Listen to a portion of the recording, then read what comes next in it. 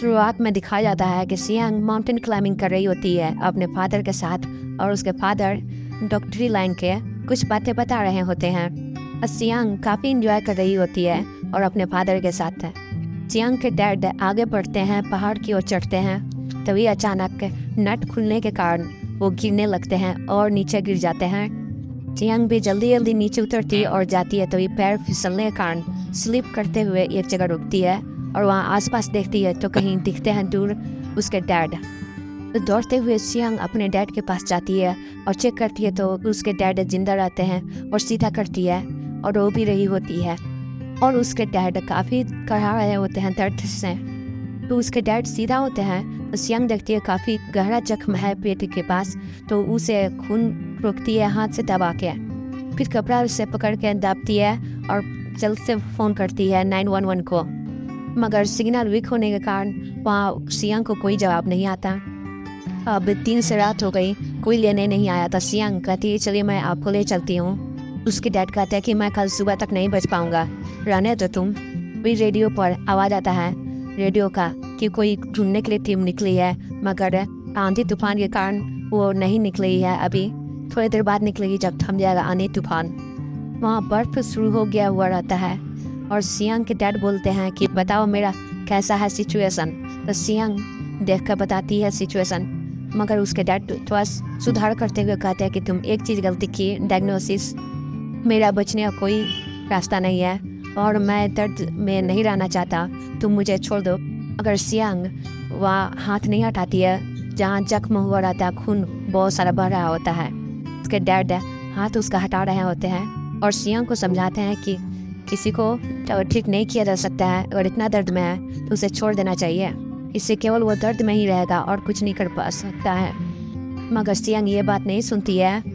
सियांग के डैड काफ़ी समझाने के बाद सियांग वहाँ से हाथ हटा देती है और उसके डैड भी हाथ हटाने की कोशिश कर रहे होते हैं। उसके बाद उसके डैड कुछ भी जवाब नहीं दे रहे होते हैं और सियांग वहीं रो रही होती है। तो नेक्स्ट सीन में दिखाया जाता है कि सियांग का डैड हॉस्पिटल में है और वहाँ सियांग भी है और उसका इलाज कर रही होती है सियांग की मॉम ही। वहाँ इलाज करने के बाद भी दिल का धड़कन नहीं शुरू होता, तभी वहाँ सियांग की बहन आती है और दिल का धड़कन शुरू करने के लिए बार बार प्रेस कर रही होती है चेस्ट। वहाँ पर सियांग उसे रुकने कहती है मगर वो नहीं रुकती, कहती है छोड़ो मुझे, और बार बार प्रेस कर रही होती है। वही मशीन से आवाज़ आने लगता है और देखने को पता चलता है कि इसका हार्ट बीट शुरू हो चुका हुआ है। फिर सियांग के डैड को ट्यूब लगाया जाता है और आगे का प्रोसेस होता है। ये देखकर सियांग की बहन को राहत आता है और सियांग के पास जाकर एक थप्पड़ खींच के देती है और कहती है कि तुम फिर से मारना चाहती थी डैड को। अब बाकी बड़े डॉक्टर सब भी रहते हैं, वो भी देख के सरप्राइज रहते हैं और वहाँ पर चायू भी रहता है। चायू वहीं साइड में खड़ा हो जाता है, बाकी बड़े डॉक्टर सब जा रहे होते हैं वहाँ से वापस। सियांग की मॉम बोलती है कि सियांग सही बोल रही थी। तभी वहाँ सियांग की बहन बोलती है कि आपको क्या सियांग ने बोल दिया, आप देख रहे हैं जिंदा है डैड।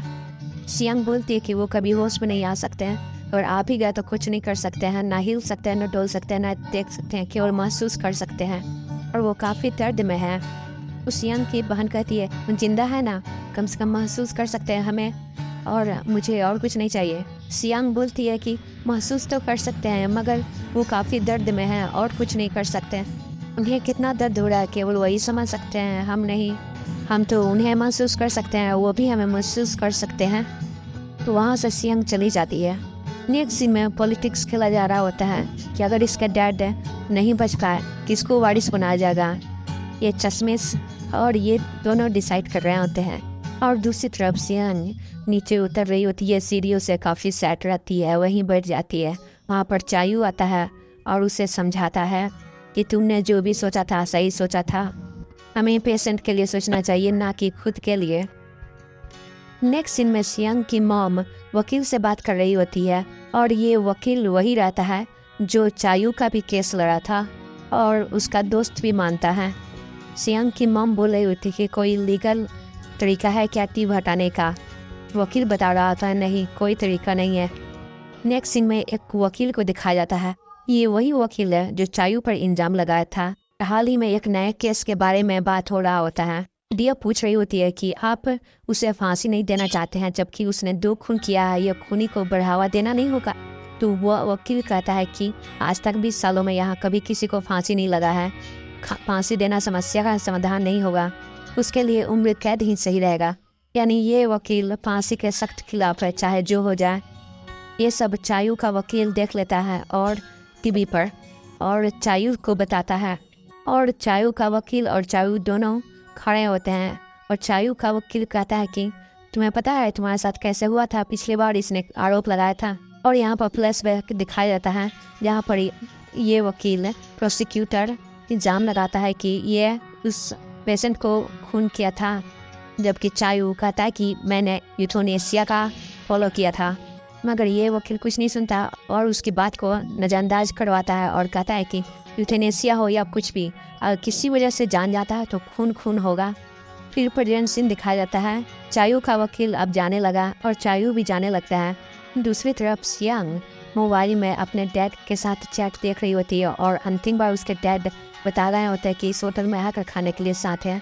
मगर उस समय वो नहीं गए थे, तो वो अभी उठ के जाती है तो वहाँ बाहर चायू भी रहता है, होटल के बाहर ऐसे ही बैठा हुआ रहता है। तभी देखता है कि सियांग बगल से जा रही है दौड़ते हुए, और सियांग अलग अलग होटल में देखते रहता है कि आखिर किस होटल में आई थी। काफ़ी ढूंढने के बाद उसे नहीं मिलता। तभी वहाँ चायू आता है, उसका पीछा कर रहा होता है और कहता है कि क्या बात है, खाने के लिए खोज रही है होटल।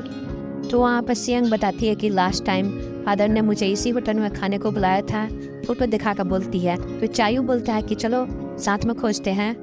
काफ़ी खोजने के बाद सियांग को वो होटल दिख जाता है जहाँ उस होटल में खाई थी फादर के साथ। तो चायू बोलता है चलो अंदर खाते हैं कुछ, अगर नहीं खाओगे तो तुम्हारे डैड को बुरा लगेगा।